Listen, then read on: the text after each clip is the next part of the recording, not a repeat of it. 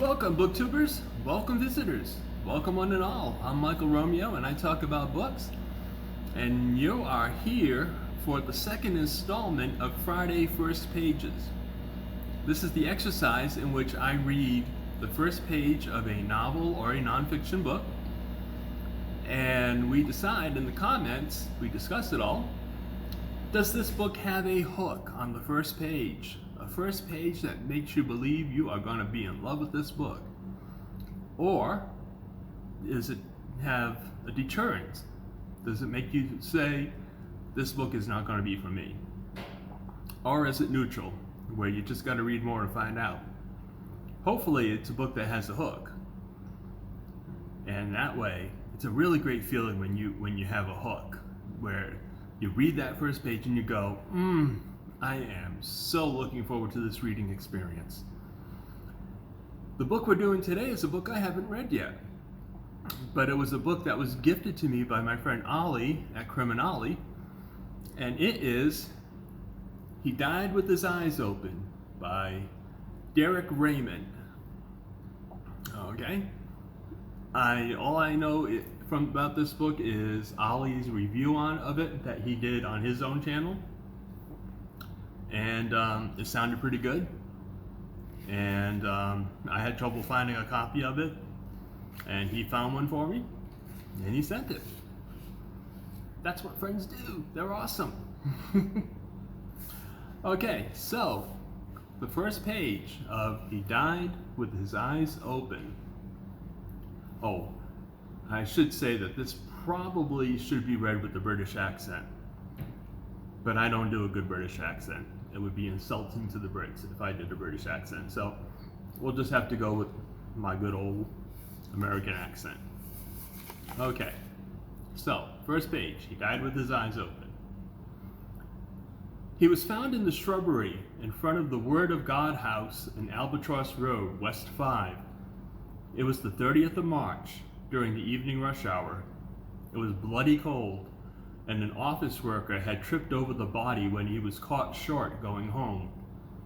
I don't know if you know Albatross Road, where it runs into Hanger Lane, but if you do, you'll appreciate what a ghastly, lonely area it is, with the surface level tube station on one side of the street and dank, blind buildings weeping with damp on the other. That evening, there was yet another Go Slow on, and when I arrived at 7, there were people still massing to get down the tube stairs to the trains, which were running very rare. It was pelting with rain on the east wind. When I got there, I found Bowman from Serious Crime standing over the corpse with a torch, talking to the two coppers off the beat who had been called by the man who had stumbled on him. Water ran off the brim of Bowman's trilby and dribbled down the helmets of the wooden tops to end up in their collars. Bowman handed me the torch without a word, and I bent over the dead man. His eyes were open, one only just. The surface is peppered with the grit that an east wind hurls at you off London streets.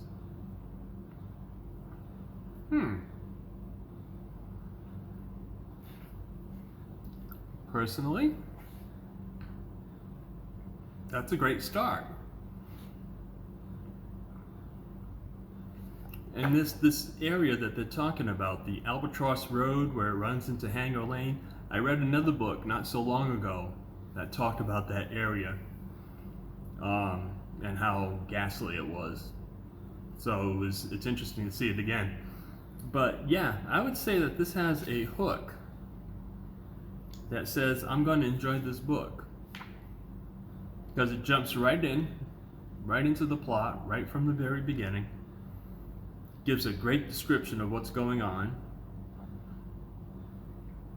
and it's so random.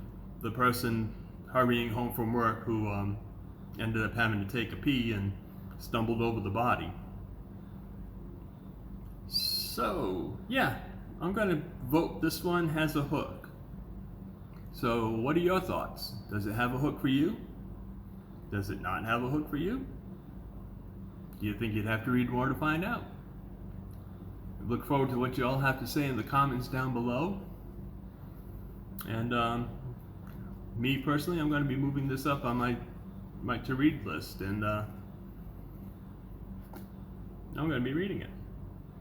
I love this story. It says, Life in the Department of Unexplained Deaths.